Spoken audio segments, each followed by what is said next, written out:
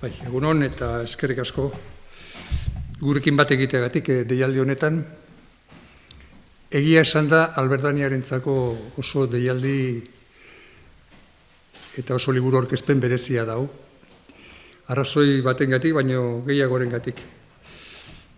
La razón primera por la que esta presentación es muy especial para Alberdania es porque, bueno, todos los que conocéis nuestra trayectoria de ya 30 años en el mundo de la edición sabéis que nuestro objetivo fundamental ha sido el mundo de la literatura y del pensamiento.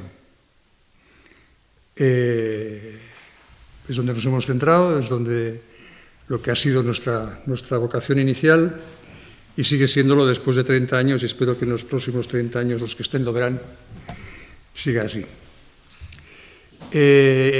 Y entonces, Las voces del silencio y su versión original, Nerabe en Garrasia, es una apuesta que da un paso lateral en esa línea, digamos, ejecutoria central.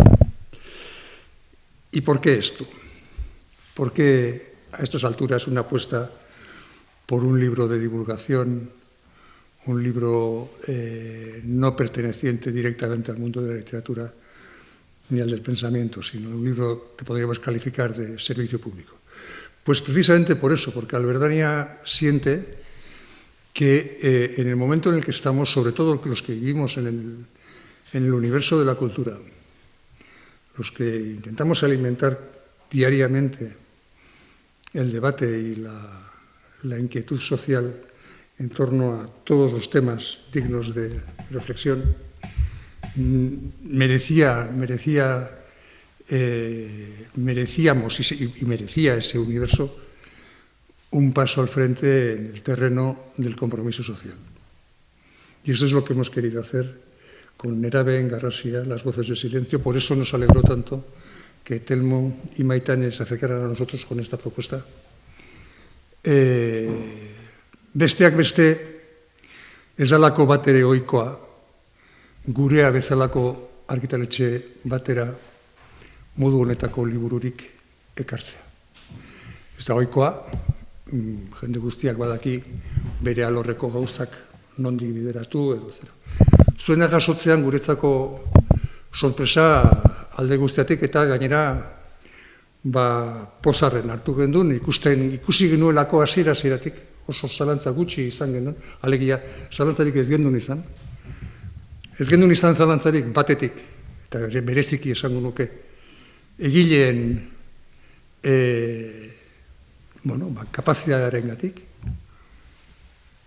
egileen ejekutoriaren gatik, eta egileek egindako bidearen gatik. Eta ez genduen izan zalantzarik ez da ere gaiaren beraren ikuspegitik. Gure gazte jendea despistatuta dabil, ez gu baino gehiago, ez zarrok baino gehiago, ez helduok baino gehiago, baina gu bezain despistatuta bentzak bai. Eta despiste orokor honetan, batzuk salabardoa pasatzen dute diru bila. Eta hori gertatzen da besteak beste saretan.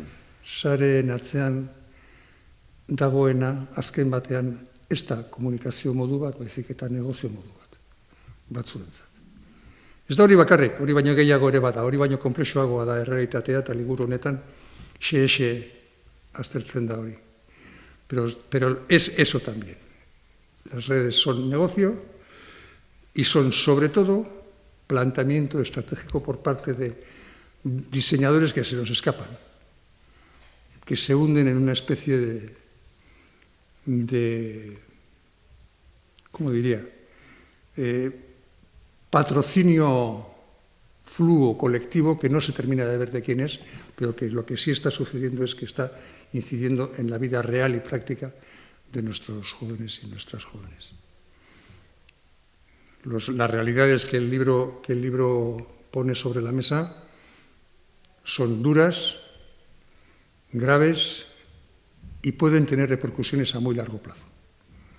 Bueno, nik hor utziko dut nire kontua, hoiz ezan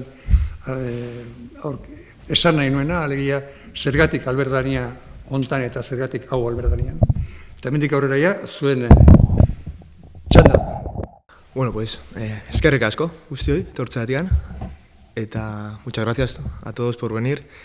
Y bueno, me gustaría comenzar un poco por decir a qué viene este libro, ¿no? A ver qué necesidades encuentra o hemos encontrado nosotros en la sociedad y a qué viene a responder. Pues resumiéndolo mucho, me gustaría resaltar que de una década para aquí, sí, la realidad o el enganche con el teléfono móvil es una realidad y a su vez ostentamos en la sociedad cifras totalmente anómalas entre los más jóvenes en cuanto a problemas de salud mental.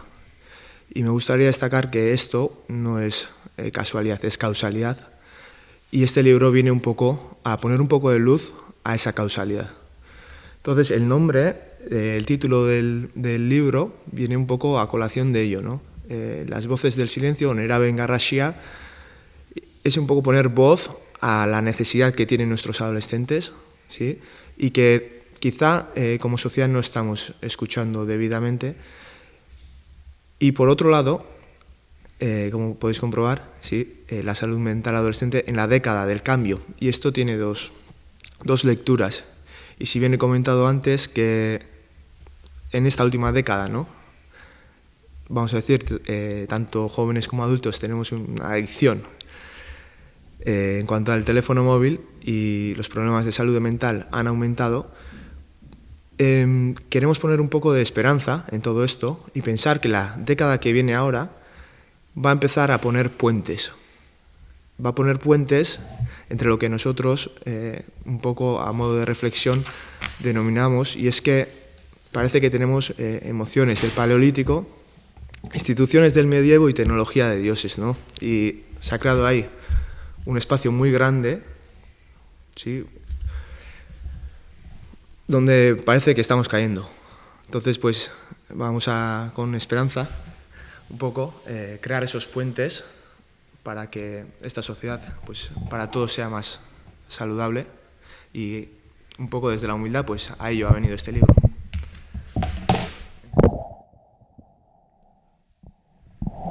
Sí, siguiendo un poco lo que ha dicho Telmo, el objetivo de este libro ha sido sobre todo eso, darnos cuenta que la adicción al teléfono móvil y la salud mental, lo que está ocurriendo en estos momentos, no son dos historias aparte, son historias que van unidas.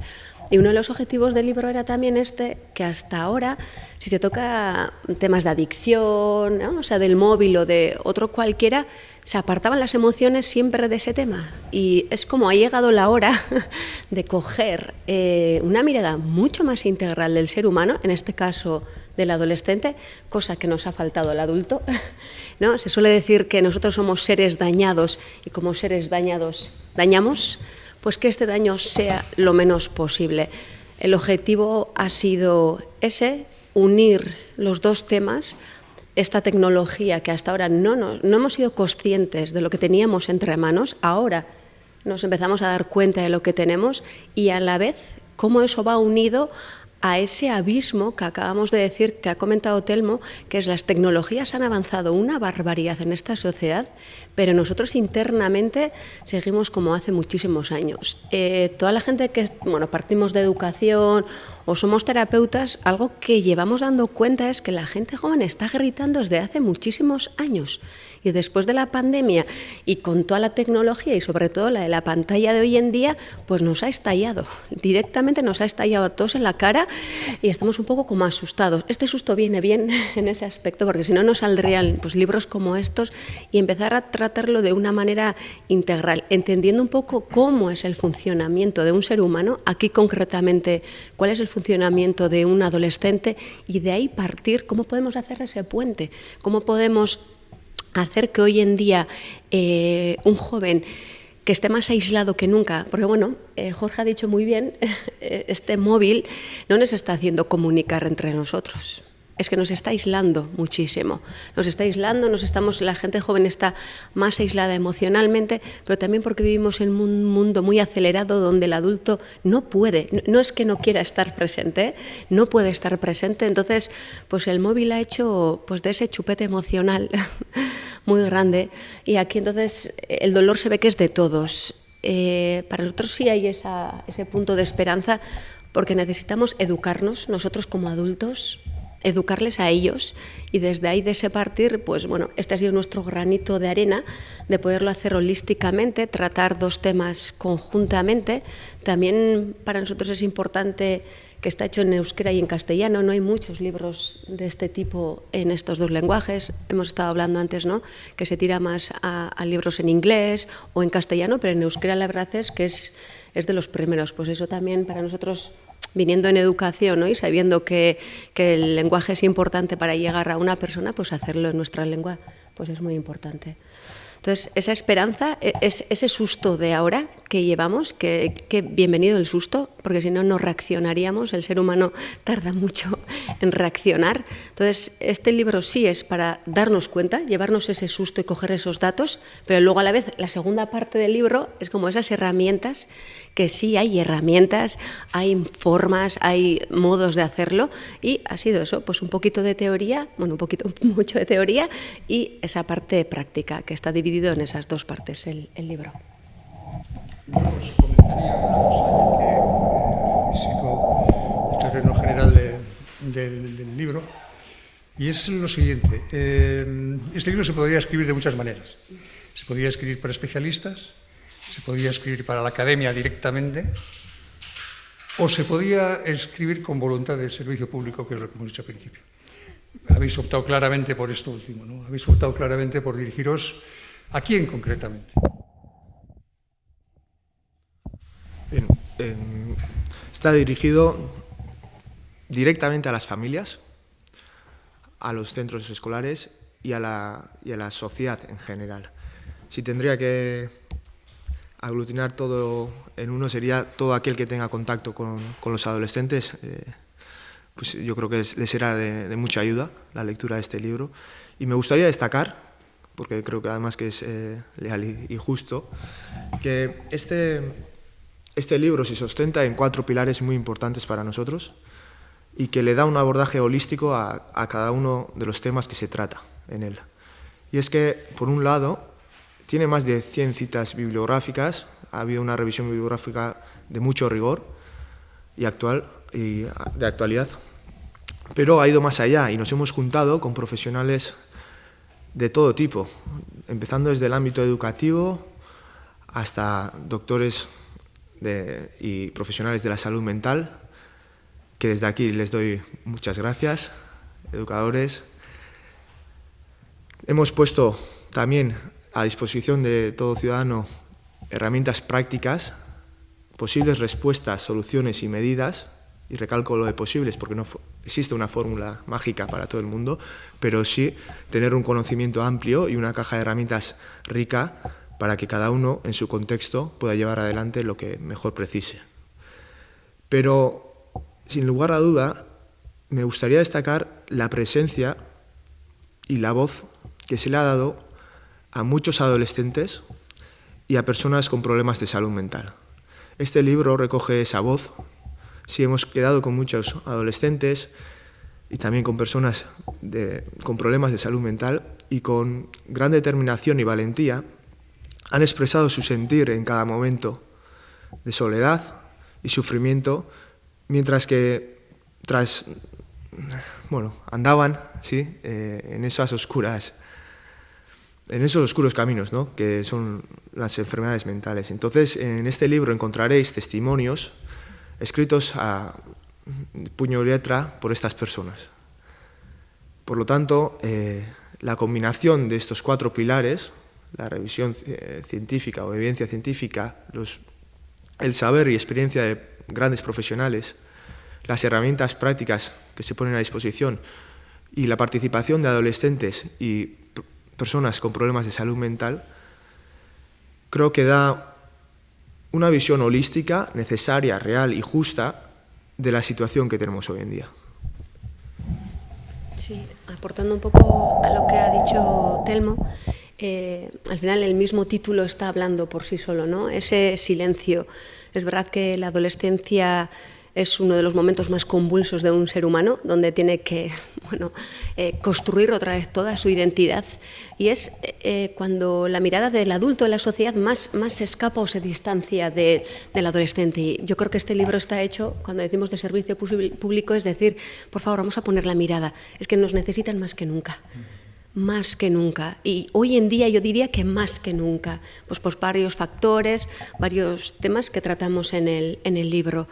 Y es verdad, ha participado un montón de gente, la importancia de darles voz, porque muchísimas veces no sabemos dónde podemos poner nuestra voz, y al ponerlo al servicio sería para que más de una persona cuando lea se identifique, sea padre, sea profesor, sea un joven mismo también, cuando lo lea que se sienta identificado y pueda ver, ahí va, esto me pasa a mí, le pasa a otro, esto es normal, esto nos pasa a todos y lo podemos tratar entre todos. Y es un poquito salirnos de esa sombra oscura de soledad a poderlo hacerlo más colectivamente y hablándolo pues sin tapujos, porque tenemos muchos tapujos a la hora de hablar de todo eso, porque nos calificamos de una manera u otra y es como quitarnos etiquetas y poder empezar a hablar, porque es una problemática que no es mía, va a ser quizás la de otro, o te va a salpicar de una manera u otra. Y para mí sí es importante porque este libro colectiviza a diferentes profesionales de ámbitos muy diferentes, a profesores, a alumnos, a gente más adulta con problemas de salud mental y democratiza un poco todo ese mundo que hasta ahora ha estado un poquito, ¿no? Casi era un fallo tuyo si dabas un testimonio de este tipo. Entonces, que ahora alguien esté dispuesto, y a nosotros nos han estado diciendo, ¿no?, estaban con ganas de leerse ellos mismos en el libro, yo creo que con eso ya uno de los objetivos está cumplido. Hay un tema que a mí me convulsionó profundamente tras la primera lectura del material. Y es que tuve la impresión de que cobraba conciencia de un hecho, por lo demás obvio, pero que se me había estado escapando hasta ese momento. Creí ver que hay una especie de inversión del paradigma social, de manera que, si hasta ahora han sido las generaciones jóvenes las que han empujado a los adultos a conseguir mejoras en la calidad de vida, por primera vez parece que los jóvenes han dimitido de esa labor y somos los adultos los que estamos diciendo: ojo, pero si os necesitamos, no os vayáis, no os vayáis al fondo de la cueva porque os necesitamos. Hay como un cambio de paradigma, ¿no?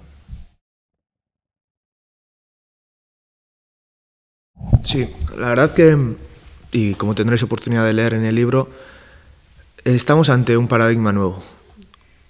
Y no es, como he comentado antes, casualidad, sino causalidad. Lo que ha comentado Jorge se ha dado a lo largo de la historia, y vamos a decir que las generaciones más jóvenes han sido un poco el motor de la sociedad, y a día de hoy diría que siguen siendo. Lo que pasa es que se está desvirtuando un poco la dirección que está tomando, y vamos a decir un poco la gasolina con la que se está empujando ese motor. Entonces, una de las grandes diferencias, a mi entender, en ese sentido, es que hasta ahora el ser humano, y a día de hoy también, se crea en relación, ¿sí? En relación primero a sus progenitores, a los más cercanos, pero también al contexto, a los sistemas al que pertenece, sea material, emocional, educativo, económico, etcétera, ¿verdad? Para Jorge y para nosotros, y seguramente para muchos de vosotros, esa relación se ostentaba en gran parte con los referentes que teníamos en casa, con la educación y quizá con una televisión que de vez en cuando pues consumíamos. A día de hoy, en cambio, tenemos un actor muy importante que se nos escapa de las manos y no controlamos, pero que tiene tanta o más influencia sobre ellos. Y es Internet, redes sociales, y es el smartphone que acompaña a cada uno de los jóvenes hoy en día a todos los sitios donde va. Por lo que, como he comentado antes, este motor un poco se está desvirtuando. Dicho esto, y siempre con esperanza, diría que en ciertos momentos de la historia, todo medio comunicativo ha traído gran convulsión en la sociedad. Si nos vamos atrás, bastante atrás en el tiempo, y vamos a la imprenta creó mucho desconcierto, mucha desinformación y impulsó mucho las guerras de aquella época. Y de ahí la sociedad aprendió que el medio, sí, y vamos a decir el periodismo, pues debía ser formal y no dejarlo o tratarlo a la ligera. Y le dimos ese sitio en las universidades. Más adelante, en la Alemania nazi, al mediodía era obligatorio escuchar la radio, con pena de cárcel. Y de ahí aprendimos que el poder ejecutivo no puede controlar un medio de comunicación, y a día de hoy lo denominamos informalmente el cuarto poder. Si vamos más adelante, tenemos las televisiones y el monopolio de canales, que es ilegal, y videojuegos, redes sociales. Con esto quiero decir que siempre ha traído un periodo convulso, una herramienta tan potente en la sociedad, que la sociedad ha sabido gestionar y salir adelante más reforzada y más rica. Por lo que sí me gustaría destacar ese ápice, ¿no?, de esperanza, y a eso viene un poco el libro. Con esto yo creo que estamos ante un momento así. No sabíamos la herramienta que teníamos entre manos, está mucho más avanzado de lo que intelectualmente y emocionalmente está avanzando el ser humano, entonces ahora tenemos que cogerle un poquito como esa cola y poder, claro, es que el móvil, las redes, Internet, lo que está haciendo es de referente ante un adolescente, ante no presencia muchas veces de un adulto presente. El móvil está haciendo de una presencia muy peligrosa, porque es que ahí sí se nos escapa totalmente de nuestras manos todo lo que les puede llegar, bueno, muy interesadamente les llega a ellos. Entonces, ahí es donde hay que poner ahora mucho hincapié. Yo creo que estamos ante eso. Ahora tendremos algunos años donde todavía seguiremos con el susto, pero ya vamos a empezar a ver y a poner referentes, a poner formatos, a poner formas, ¿no?, a todo esto que hasta ahora es libre, de un consumo libre, de una manera muy libre y muy interesada. Pero bueno, eso llevará su cierto tiempo, y para ellos esto, ¿no?, pues para durante todo este tiempo podamos hacerlo lo mejor posible. Sí. Ya, para acabar, quizá recalcaría, ¿no?, que como bien dice Maitane, el uso compulsivo, o llamarlo adicción quizá, del teléfono móvil seguramente, en un principio por lo menos, va a venir del componente adictivo que tienen ciertas aplicaciones, es decir, va a tener una identidad de causa, pero no tiene por qué quedarse ahí, y muchas veces va a tener un componente de consecuencia. ¿Consecuencia de qué? De no saber lidiar con mis emociones, de tener unas carencias en el apego y buscar protección en las redes, y un largo etcétera. No os voy a contar ahora el libro, pero sí el objetivo del libro y qué dinámica tiene. Y es que la dinámica responde a lo siguiente. Creo que es muy difícil entablar una relación saludable con algo si no conocemos ese algo. Por lo que el libro, en la primera parte, intenta dar ese conocimiento de la manera más pragmática posible, ya que es vital. Tenemos que conocer qué tenemos realmente entre las manos, qué técnicas tecnológicas y psicológicas se utilizan para tenernos delante de la pantalla y qué consecuencias a día de hoy. Y damos datos, vamos a decir, son duros, pero reales, a consecuencia de todo esto. Pero luego sí, vamos, una vez que hemos adquirido ese conocimiento, a ponerlo en la práctica. Yo creo que este libro destaca en ese sentido porque no nos quedamos bien. ¿Y ahora qué? Pues ahora que tenemos la segunda parte, ¿no? En la segunda parte intentamos poner el foco en poner en práctica todo ese conocimiento. Entonces el lector de este libro va a adquirir un amplio conocimiento necesario, totalmente, pero a su vez herramientas para poder poner en práctica allá donde esté, sea el centro escolar, social o familiar. Y como bien hemos comentado antes, pues está escrito de una manera totalmente divulgativa y va en pro de la salud pública. Bueno, la década del cambio tiene dos lecturas. Primero, es la década de la que venimos. A partir de 2012, según el informe de ANAR, pues, por ejemplo, las conductas suicidas se han multiplicado por 25. En el servicio donde trabajo se han multiplicado por 2 los servicios prestados por razones de salud mental. Adolescentes. Entre adolescentes estamos hablando, sí, entre 12 y 16 años.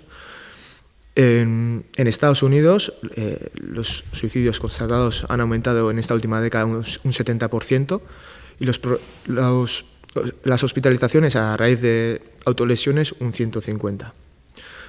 Estos datos, que podríamos hablar más tendidamente, lo que muestran es un aumento de problemas de salud mental clarísimo, que coincide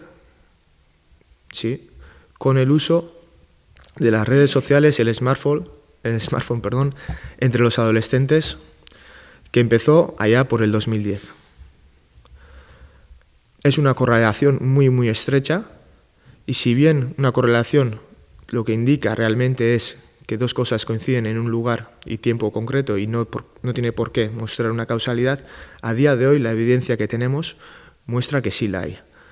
No hablo solamente de la evidencia académica, sino los informes internos de las empresas, y te voy a mencionar una en concreto, Meta, en 2021, un informe interno desvelado por el New York Journal de New York, más concretamente por la exdirectiva del Departamento de Ética Frances Haugen, demostró, entre otras cosas, que el 6% de las estadounidenses adolescentes achacaban a sus ideas suicidas a la plataforma Instagram y el 13% entre las adolescentes del Reino Unido. Más allá, el 32% de esas adolescentes, Instagram les hacía sentir peor con su imagen corporal. Es decir, no es lo que todos nosotros podemos observar, no es lo que la evidencia académica indica, no es la que la evidencia epistemológica indica, sino que ellos mismos en sus informes internos lo corroboran. Es duro, es así. En el libro tendréis más detalladamente lo que he comentado.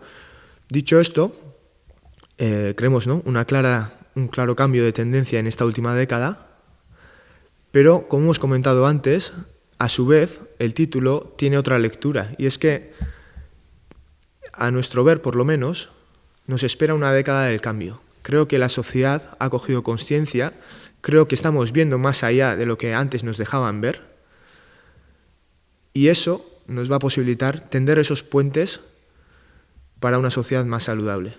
Y ese cambio empieza ahora. Sí, y en esta década del cambio también tiene que ver mucho con, se está dando una forma de vida, de valores, de forma de vivir muy diferente a la que nos hemos criado nosotros, ¿no? Yo me encuentro casi por la mitad, pero hoy en día se está dando un cambio de valores, un cambio de forma de vida, y también viene una década del cambio muy grande desde ese aspecto. Entonces, el adolescente entra en convulsión muy fuertemente entre lo que se le ha dicho, ¿no?, lo que se debería de hacer o lo que ha sido nuestro mundo y realmente el mundo en el que ellos están naciendo.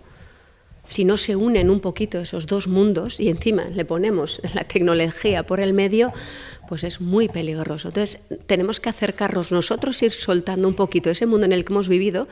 Hay un apartado en el libro que hablamos de los valores. Antes un valor era, ¿no?, estudia, trabaja, cásate, ten hijos. Eso ahora en su esquema mental ya no existe. Vienen con otro esquema mental. No es ni peor ni mejor. La evolución propia del ser humano lleva a cabo que eso vayan dándose cambios. Entonces, si nosotros estamos con una estructura cerrada y ellos vienen con una nueva, hay que tender esos puentes para que haya ese entendimiento, porque si no, el que la hará de entendimiento, de mal entendimiento, serán las tecnologías. Entonces, ahí es importante también, ¿no?, la unión de esas dos, de cómo ha cambiado todo desde que, sobre todo el smartphone está en las manos de los jóvenes, pero también este mundo que está cambiando para ellos, que nos tenemos que acercar a ese mundo, pues para que ellos, ¿no?, estas tecnologías no tengan ese poder tan grande y para que el adulto, ¿no?, y el joven se puedan entender mejor. Y yo creo que esta lucha de mundos siempre se ha dado. Y se tiene que dar, ¿no? O sea, es lo que decía Jorge antes, no tiene que darse porque la gente joven tiene que ir mejorando esa sociedad, pero ahora hemos llegado en un momento que esa lucha no está permitida o está desviada, como hemos dicho, con otro enfoque. Entonces, también viene una década del cambio más grande mentalmente de lo que creemos nosotros. Por eso, hoy en día también, para dar un poco de luz a todo, vamos a decirlo, de la salud mental, es verdad que los datos son muy malos, pero también son malos porque tiene que haber un cambio de chip, de mentalidad, de forma de pensar, de forma de sentir muy grande. Entonces estamos ante pues, muchos cambios, muchos cambios. Tenemos que estar como un poco preparados para ello. Sí, una pequeña puntualización en la respuesta que he comentado antes y los datos que he dado. No hay que hacer una lectura errónea y hay que la influencia de las redes sociales y el teléfono móvil hay que entenderlo como una pieza de un puzzle muy complejo. Es decir, los datos que he comentado no responden únicamente a la presencia del teléfono móvil en los adolescentes. Sí es cierto que es una pieza importante, pero hay muchas otras que también se van desgranando en este libro.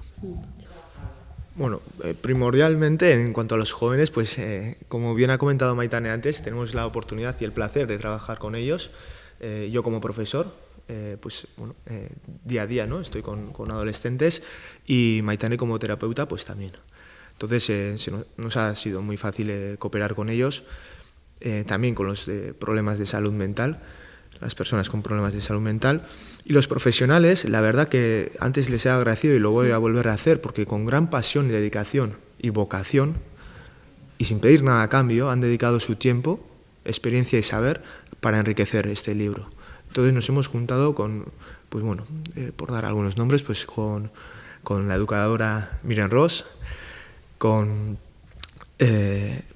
personas con muy largo recorrido en la salud mental, como puede ser Alberto Ruiz de Alegría, uno de los fundadores del Proyecto Hombre y exdirector de Norbera, Rafael Benito, un psiquiatra muy reconocido a nivel estatal, y un largo etcétera. Entonces la cooperación ha sido bueno, muy buena, muy buena. Siempre estaremos agradecidos a ellos. Y luego la revisión bibliográfica, pues como hemos comentado antes, creo que Maitane ha comentado, en euskera no voy a decir porque no me gusta que absolutismos, pero creo que no hay o muy poco. En castellano hay muy poca literatura que aborde este tema de la manera que ha abordado este libro. Pero sí, a nivel internacional, la literatura, vamos a decir, académica en inglés aporta mucho. Entonces, este libro ha bebido mucho de ello, en específico de Estados Unidos, de los estudios llevados por la Universidad de Stanford, en Silicon Valley, el Humane Technology Center de Estados Unidos también. Y en esa manera, pues la bibliografía que se va a encontrar el lector estará en inglés, la mayoría por lo menos. Sí, cuando has dicho los adolescentes tienen ganas de hablar, tienen muchísimas ganas de hablar y de ser escuchados, solamente que en la sociedad normalmente cuando hablan son juzgados o ya se les pide que actúen de otra forma, entonces ya no hablan, ¿no?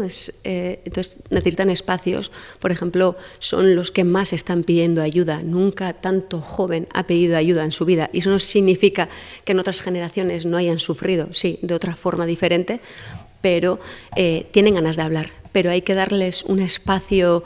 En el libro mencionamos un montón de veces eso, no juicioso, legitimado, no dándoles el poder absoluto, ¿no? O sea, en el libro luego ya lo veréis, no tiene nada que ver porque también se les ha metido en una burbuja peligrosísima de ahora, bueno, pues sí, una burbuja emocional muy peligrosa y eso no les ha ayudado absolutamente nada.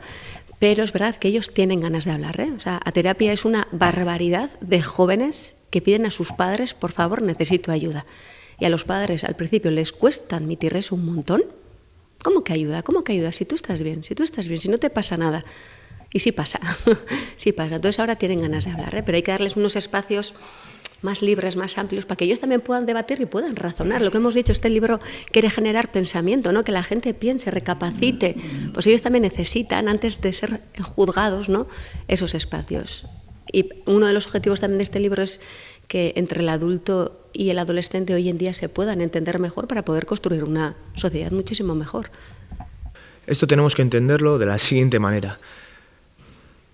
El negocio en el que se basan es la economía de la atención. ¿Sí? Es muy difícil resumirlo tanto, pero yo creo que con la siguiente fórmula más o menos lo entenderemos todos. Y es que cuanto más tiempo pasemos delante de la pantalla, más información adquieren sobre nosotros, por lo tanto más manipulación o capacidad de influencia tiene acerca de cada usuario, y eso es exactamente luego lo que se va a vender. Este modelo de negocio no lo tiene solamente una empresa, la tienen varias, como ya lo conocemos, y nuestra atención todos sabemos que es infinita. ¿Sí? Tenemos que dormir, tenemos que trabajar, tenemos X tiempo muy determinado para prestárselo al dispositivo. Por lo que estas empresas compiten entre ellas y eso hace que lleven a cabo, pues diré que las técnicas tecnológicas y psicológicas más eficaces que han habido hasta el momento. ¿Y por qué he recalcado lo de más eficaces? Porque han adquirido una vasta información personal a lo largo y ancho del planeta sobre cada uno de nosotros. Una información muy personal que les ha habilitado tener una capacidad o un conocimiento, mejor dicho, sobre el comportamiento, neurociencia, monetización y incidencia sobre el usuario que nunca antes se había logrado. Por lo que aplican un método deductivo e inductivo, es decir, yo te conozco, sé cuáles son tus habilidades, debilidades y pasiones, pero también conozco, en el caso de Meta, por ejemplo, 2,9 mil millones de usuarios activos, por lo que conozco a muchísima gente que se parece a ti y sé lo que ha funcionado con ellos y lo que no. Por lo que aplicaré el comentado método deductivo e inductivo y caerás sí o sí. Por lo que así es como se han convertido, resumiéndolo mucho, en verdaderos expertos en esta economía de la atención. Sí, y ahí el peligro de que ese móvil con esas estrategias casi conozca mejor a nuestros propios hijos o jóvenes que nosotros mismos. Porque imagínate, casi pasan más horas en relación hoy en día con el móvil, entonces toda esa información, toda esa atención que esté recogiendo de ese adolescente le lleva a cabo luego a darle todo eso que estas empresas quieran tener. O sea, es un juego muy peligroso en ese aspecto que tenemos que poner muchísima atención porque es que si no pueden llegar a conocer, es que mejores que ellos mismos. Cuando hablamos, en el libro se habla del autoconocimiento emocional de cada uno, que ese es el pilar de todo. Claro, es que estas empresas acaban teniendo más información que tú mismo o tú misma de ti mismo. Entonces ahí mirar el juego que es y la atención que tenemos que poner y las leyes que se deberían de ir poniendo para que todo esto no pudiese ser así.